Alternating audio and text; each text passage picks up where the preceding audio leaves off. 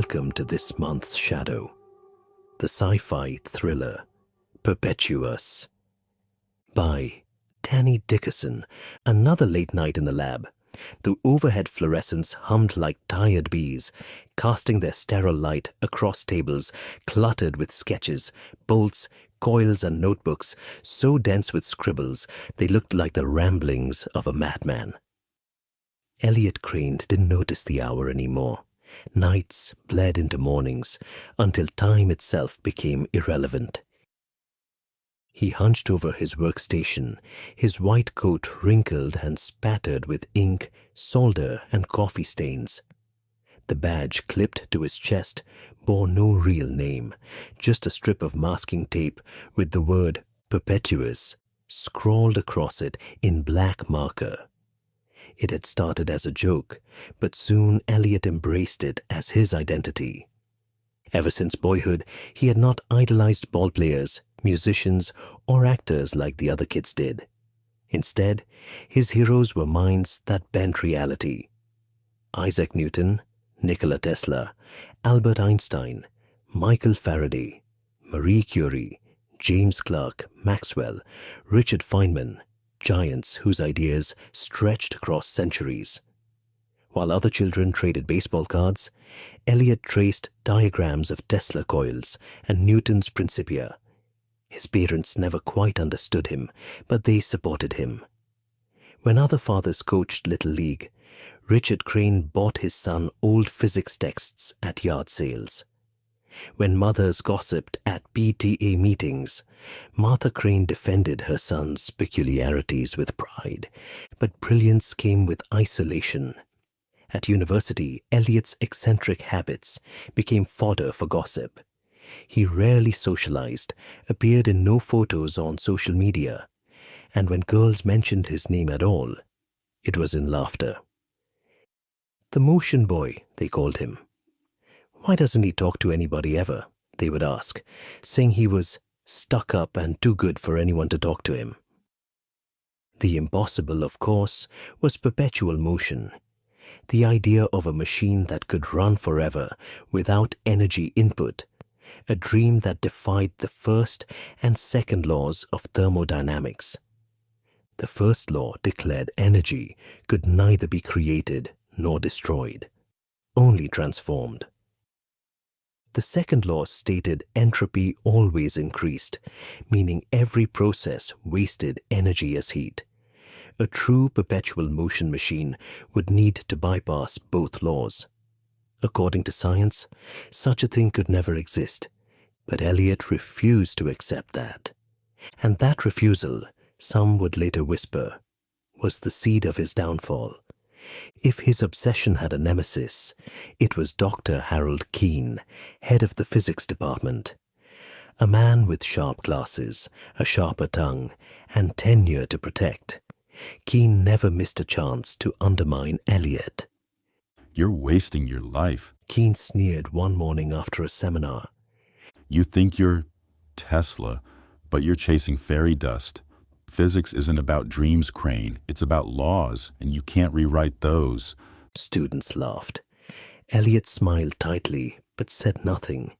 What Elliot saw in Keene's eyes wasn't authority. It was fear.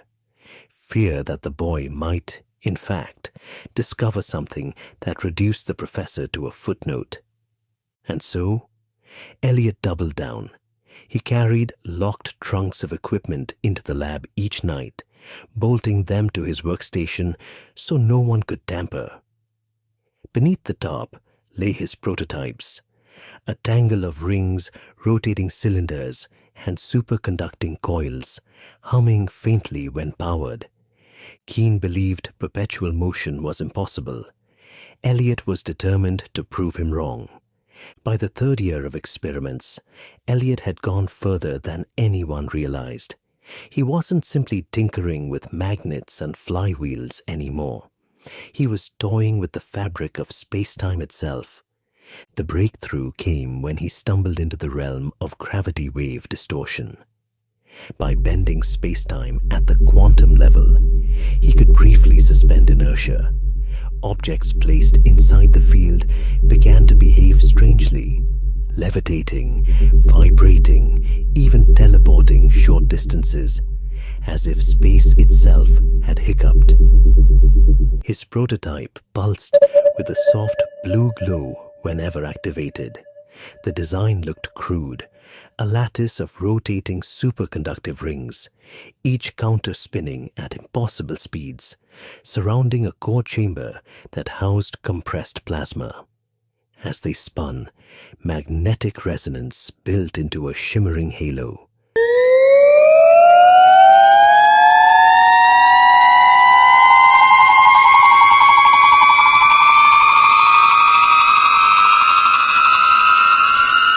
Elliot called it the Lattice Resonance Oscillator.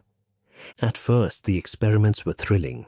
Pens hovered, notebooks slid across tables, and even chunks of metal began to hum and rattle like tuning forks struck by invisible hands. But there was a problem. The energy wouldn't stop. The machine didn't wind down. It grew stronger. The lab's walls trembled, tiny cracks forming in the glass. Elliot's notes showed the readings escalating exponentially. Radiation, vibration, output all climbing. What began as harmless levitation soon threatened to collapse the very room around him. And then...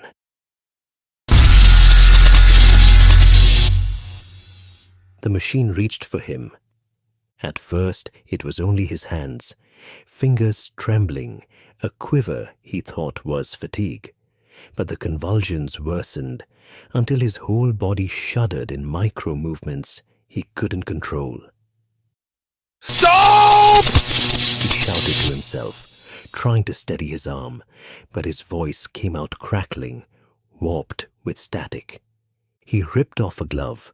His bare hand blurred before his eyes, moving so fast side to side that it looked like a glitch in reality. His skin sparked faintly, blue arcs dancing across his knuckles. And then he felt it.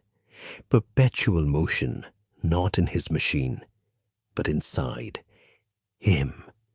The blue glow intensified.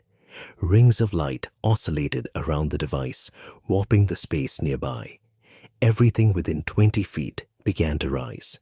The chairs, the tools, even Elliot himself. Dear He gasped, though to anyone else, it would have sounded like a banshee's wail drowned in radio static. He tried to back away, but every step was agony, his legs blurred with after images, his body emitting heat ripples in the air.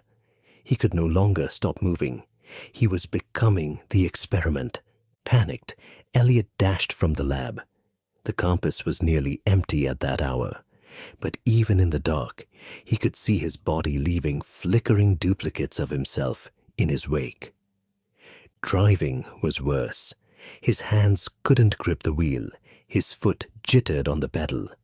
The car lurched forward in spasms, slamming into parked vehicles. Sparks rained as tires screeched. He tried to stop, but only accelerated, his body vibrating faster and faster. The crash came sudden.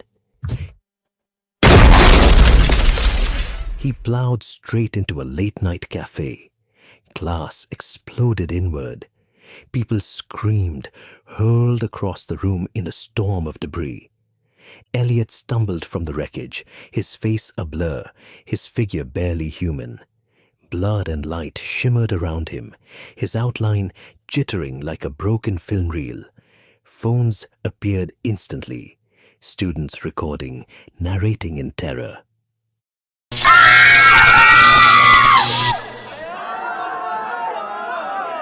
And Elliot ran, not from fear of punishment, but from himself, from the horror he had unleashed. By the time he staggered through his front door, he was unrecognizable. The slam rattled the house, drawing a scream from his mother in the kitchen. Martha, it's me! but the words warped, echoing in a demonic static shriek. His father appeared with a rifle, eyes wild. Stay back! No, it's me, Dad! Elliot begged, surging forward. He reached for the weapon to lower it, and tore his father's arms apart in a spray of blood before he realized what he'd done. Dad! He screamed, though it came out a monstrous howl. His hands, vibrating at supersonic speed, reduced flesh to ribbons. In horror, he tried to catch his father as he fell, but his touch shredded him further. His mother froze, eyes wide with terror at the blur that used to be her son. Elliot, is that really you? She whispered. He lunged toward her, not to kill, but to be comforted, desperate for the one person who had always understood him. He reached out, and she disintegrated into fragments before his eyes. No. He roared, the sound bursting windows and rattling the foundations of the house. In that instant, Elliot knew he was no longer human. He was a blade of perpetual motion, a body vibrating at impossible velocity, a human chainsaw, a curse. He tried to run, to burn himself out. His speed grew, the air around him bending and breaking.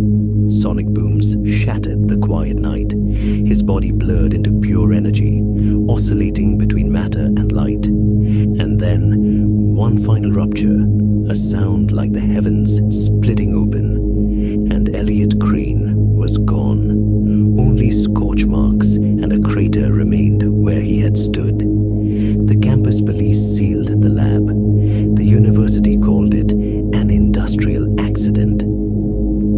Dr. Keene, ever careful with his reputation, disavowed all knowledge of the experiment, but students whispered. They spoke of the boy genius who defied the laws of physics. They called him Perpetuous, the one who became perpetual motion itself. Late at night, when experiments hummed and rings of light flickered in the labs, some swore they saw him. A blurred figure darting past, a voice breaking into static over the intercom, tools rattling as though unseen hands touched them. They say he's still running, still vibrating, still trying to stop. But he never will. Hi, this is the author, Danny. You can follow my free monthly short stories, like Perpetuious, by visiting my website at DannyDickerson.com, or if I've piqued your interest in diving into one of my full-length novels, like Hell's Play or Blood and Seeds, you can find them on my site or buy them on Amazon. Thank you for listening. And remember, sometimes science can go too far, and the darkness which lies within it may consume you.